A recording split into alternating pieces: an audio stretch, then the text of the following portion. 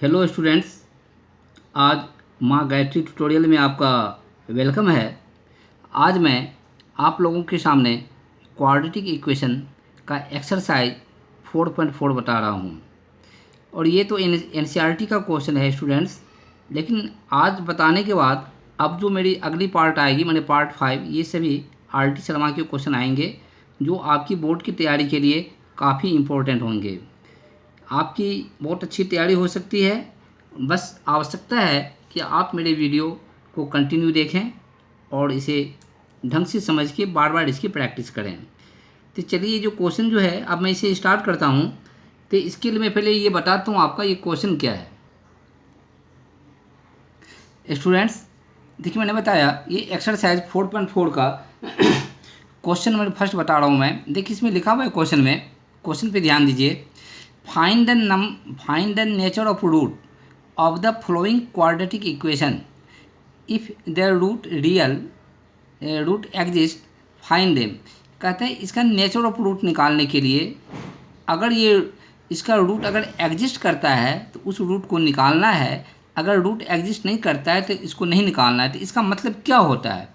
तो nature of root का मतलब क्या हुआ नहीं, तो ये मुझे जानना होगा, उसके बाद ही हम लोग समझ पाएंगे कि रूट एग्जिस्ट का मतलब क्या होता है। चलिए पहले मैं ये बताता हूँ कि नेचर ऑफ रूट का मतलब क्या होता है।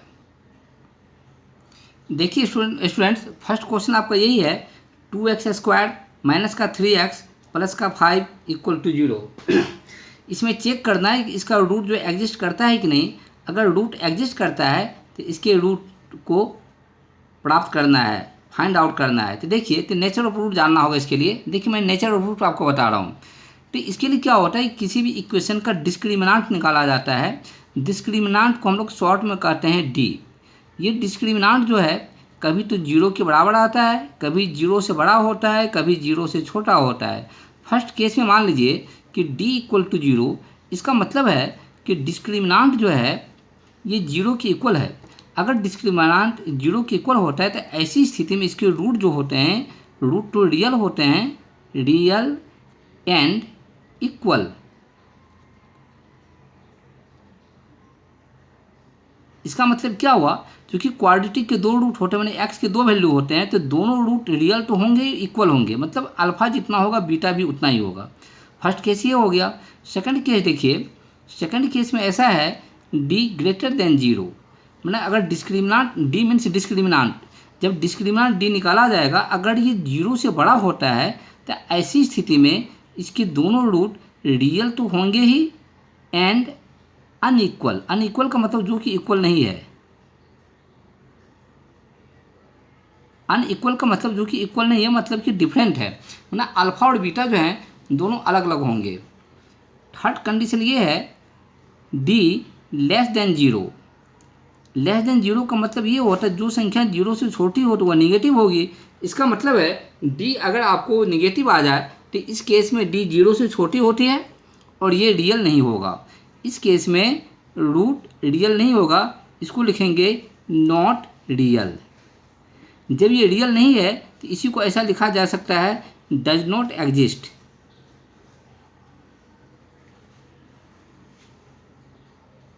डज नॉट एग्जिस्ट मैंने ये एग्जिस्ट नहीं करता, मतलब इसका कोई अस्तित्व नहीं है। जब एग्जिस्ट ही नहीं करता तो इसको आप प्राप्त नहीं कर सकते, इसको फाइंड आउट आप नहीं कर सकते हैं। तो देखिए तो यहाँ पर चेक करते हैं हम लोग इस कंडीशन में से कौन सा कंडीशन यहाँ पर लागू है। अगर ये एग्जिस्ट करेगा उसके बाद ही इसको फाइंड आउट करनी होगी। देखिए डी निकालता हूँ तो अब यहाँ पे देखिए ax², इसका जो स्टैंडर्ड फॉर्म होता है ax² प्लस का bx प्लस का c इक्वल टू 0। तो कहने का मतलब कि a के स्थान पर है, हमको पहले ये लिखना चाहिए a इक्वल टू 2, इसके बाद b इक्वल टू -3 और c इक्वल टू क्या होगा 5। जब भी आप बनाइएगा तो a b c का वैल्यू लिखिए। अब डिस्क्रिमिनांट मैंने d निकालिए। आपको जानना होगा d इक्वल टू होता है b² माइनस 4ac।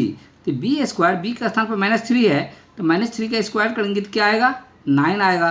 माइनस का 4 a के स्थान पर 2 है, c का स्थान पर क्या है 5, तो 9 हो गया। माइनस 4 2 जा 8, 8 5 जा 40, ये 40 हो गया। इसको सॉल्व करेंगे माइनस प्लस माइनस तो माइनस का 31 आएगा। मतलब देखिए माइनस में आ गया तो इसका मतलब है डी जब माइनस में आ गया तो यहाँ पर थर्ड केस जो है डी लेस देन 0, तो यहाँ पर ये फॉलो कर रहा है। अगर ये फॉलो कर रहा है तो डी अगर तो 0 से छोटा हो गया तो इसका मतलब डज नॉट एग्जिस्ट। यहाँ पर लिखेंगे डज नॉट एग्जिस्ट। अगर ये एग्जिस्ट नहीं कर रहा है तो आगे रूट निकालने की आवश्यकता नहीं है, बस आप वहीं पर स्टॉप कर देना है। तो चलिए आप नेक्स्ट क्वेश्चन को देखते हैं। स्टूडेंट्स देखिए क्वेश्चन नंबर 1 का, ये जो क्वेश्चन नंबर 1 का मैंने फर्स्ट बताया था, क्वेश्चन नंबर 1 का ये सेकंड सवाल ये है। इसमें भी ये 3x² है माइनस 4 3x प्लस का 4। पहले चेक करनी है नेचर ऑफ रूट से इसका रूट एग्जिस्ट करता है कि नहीं। तो सबसे पहले जो मैंने आपको बताया है, तो पहले लिखना है a = 3, फिर लिखना है b = -4√3 और लिखना है c = 4। डी डिस्क्रिमिनेंट निकालना है। स्टूडेंट a हो गया 3, b कितना हो जाएगा, ये माइनस का साइन है तो -4√3 होगा और c के स्थान पर आपका हो गया 4। तो इसको चेक करने के लिए डिस्क्रिमिनेंट निकालनी होगी। डिस्क्रिमिनेंट माने d जो होता है ये d = क्या होता है, b² माइनस का 4ac। देखिए स्टूडेंट b का स्थान पर ये है आपका -4√3 है ना, इसका स्क्वायर लिखा मैंने, उसके बाद 4, a के स्थान पर 3 लिखना होगा और c का स्थान पर लिखा मैंने 4। अब ये देखिए इसका स्क्वायर माइनस का स्क्वायर प्लस होता है, तब 4 का स्क्वायर क्या होगा 16 और √3 का स्क्वायर तो रूट हट जाएगा, ये क्या हो गया 3 माइनस 4 3 जा 12, 12 4 जा 48, ये क्या हो गया 48। अब देखिए ये 16 माइनस 3 ये 48 है, माइनस फिर 48 कि इक्वल टू क्या हो गया 0। तो आप देख रहे हैं कि d = क्या हो गया 0। तो इसमें जो नेचर ऑफ रूट में जो आपका फर्स्ट कंडीशन था व्हेन d = 0 तो roots are real and equal, तो इसके दोनों रूट इक्वल होंगे। अब देखिए चेक करता हूँ रूट इक्वल होते हैं कि नहीं। देखिए क्वाड्रेटिक फार्मूला से x = क्या होता है formula, -b plus minus √d/2a। Minus b का स्थान पर है -4√3, तो माइनस माइनस प्लस हो जाएगा, प्लस का 4√3 है ना, ये माइनस है और ये माइनस माइनस प्लस, इसलिए लिखना होगा 4√3 और प्लस माइनस √d। d क्या आया 0 आया अपॉन 2a, a का स्थान पर 2, a का स्थान पर 3 है। देखिए स्टूडेंट्स, और x = ये आपका हो गया 4√3 प्लस माइनस और 0 का स्क्वायर रूट तो 0 ही होता है, नीचे में क्या होगा 2 3 जा 6। देखिए इसका मतलब है एक बार प्लस की वैल्यू लेनी है, दूसरी बार माइनस की वैल्यू लेनी है। तो चलिए पहले प्लस की वैल्यू लेते हैं, तो इसको अल्फ़ा लिखेंगे, अल्फ़ा 4√3 प्लस का 0/6, 0 प्लस करने पे यही नंबर आएगा 4√3/6। 2 से कट कर दीजिए, 2 2 जा 4, 2 3 जा 6, ये आपका हो गया 2√3/3। ये आपका आंसर हो गया। या आप ऐसा कर सकते हैं, इसको एक बार और कट सकते हैं।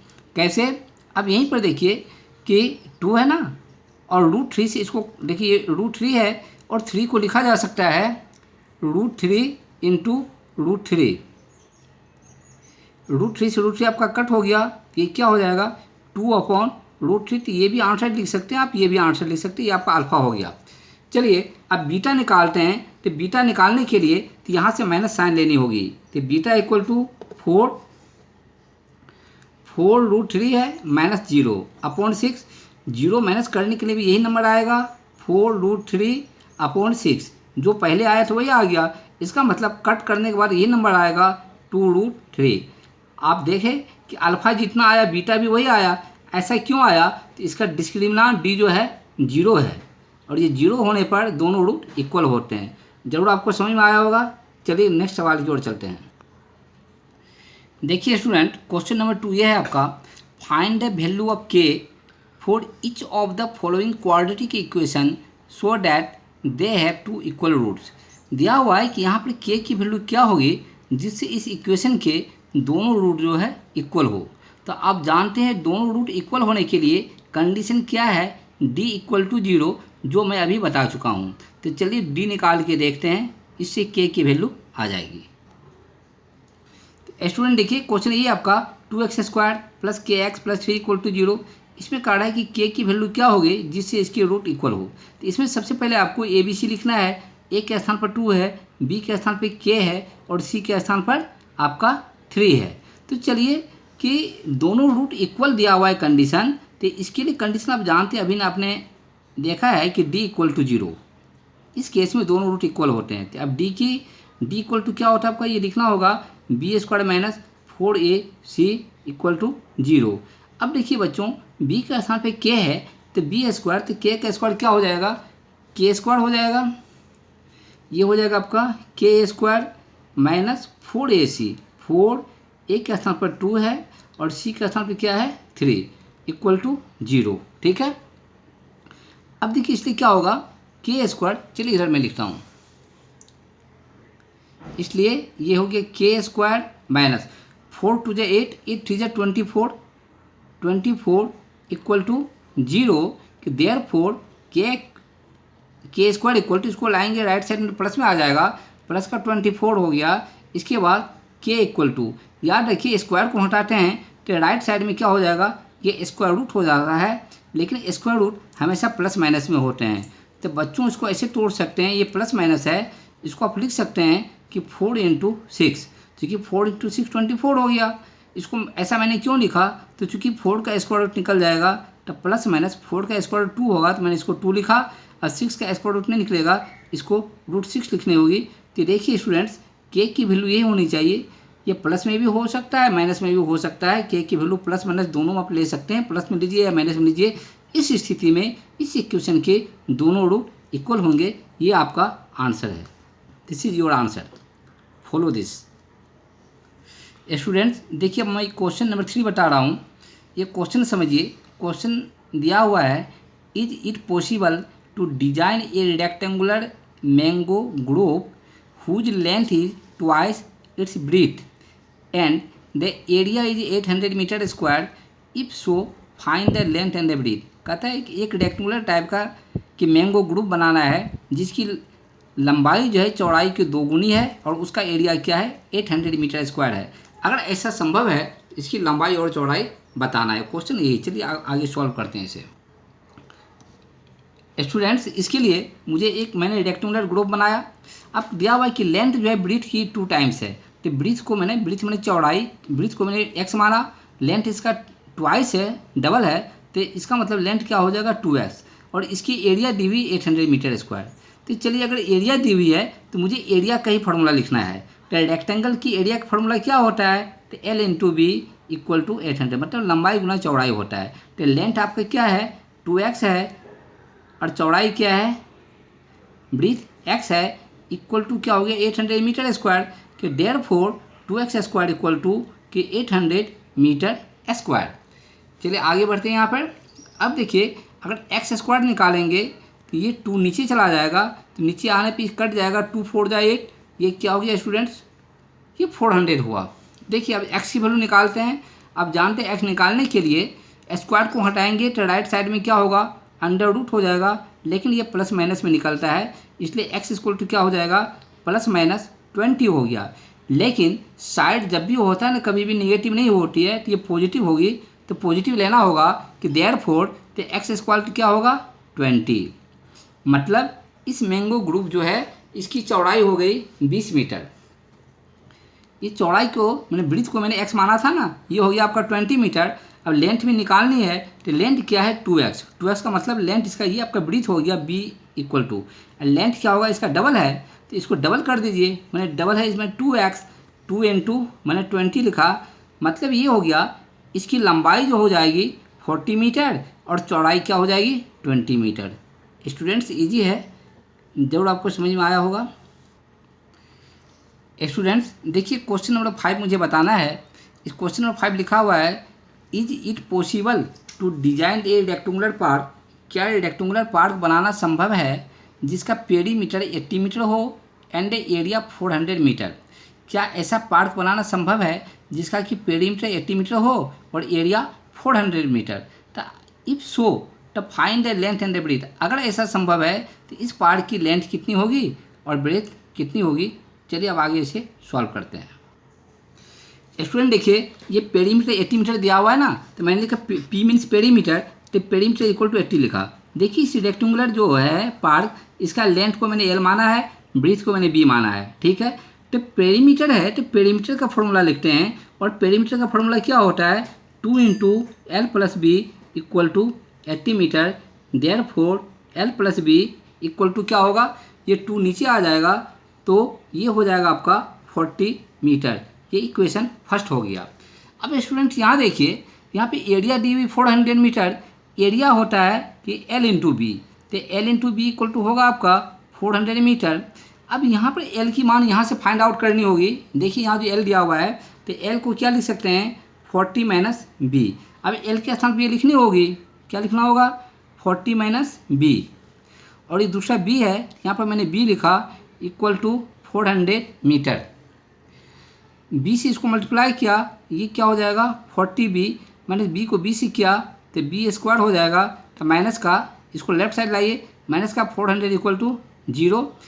अब देखिए स्क्वायर वाले टर्म को पहले लिखना चाहिए, तो माइनस का B स्क्वायर प्लस का 40B माइनस का 400 equal to 0, minus B square plus का 40B माइनस का 400।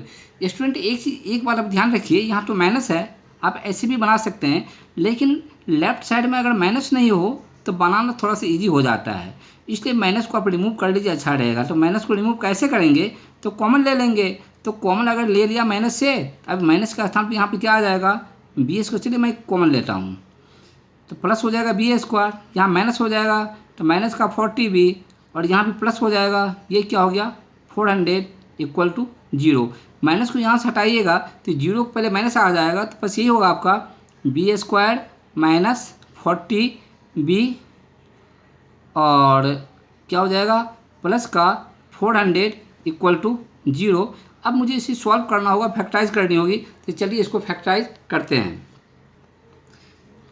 स्टूडेंट देखिए, अब इसको फैक्टराइज करनी है, तो फैक्टराइज करने के लिए मिडिल टर्म को स्प्लिट किया जाता है, ये आपको मालूम है। और कैसे स्प्लिट करते हैं, तो इस प्रकार से स्प्लिट करेंगे कि प्लस माइनस करने पे यही नंबर आने चाहिए, और दोनों पार्ट को मल्टीप्लाई करने पर उतना आना चाहिए जितना फर्स्ट टर्म और लास्ट टर्म को मल्टीप्लाई करने पर आता है। इसके अनुसार इसको ब्रेक किया जाता है। बी स्क्वायर, इसको मैंने लिखा माइनस का 20B, फिर लिखा माइनस का 20B प्लस का 400 है इक्वल टू 0। देखिए माइनस माइनस प्लस, तो 20 प्लस 20 क्या हो जाएगा, माइनस का 40B, जो यहाँ पर इसलिए मैंने ऐसा लिखा है। दोनों को मल्टीप्लाई कीजिएगा, 20 को 20 से मल्टीप्लाई करते तो 400 आता है, ठीक है। अब इससे B कॉमन लेंगे, तो B को मैंने कॉमन लिया, तो B को कॉमन लिया तो क्या हो जाएगा B माइनस 20, और यहाँ पर माइनस भी कॉमन लेंगे और 20 भी कॉमन लेंगे, तो फिर ये B हो जाएगा। क्योंकि मैंने माइनस कॉमन लिया था तो प्लस के स्थान पर माइनस आ जाएगा, और ये क्या हो गया 20 इक्वल टू 0।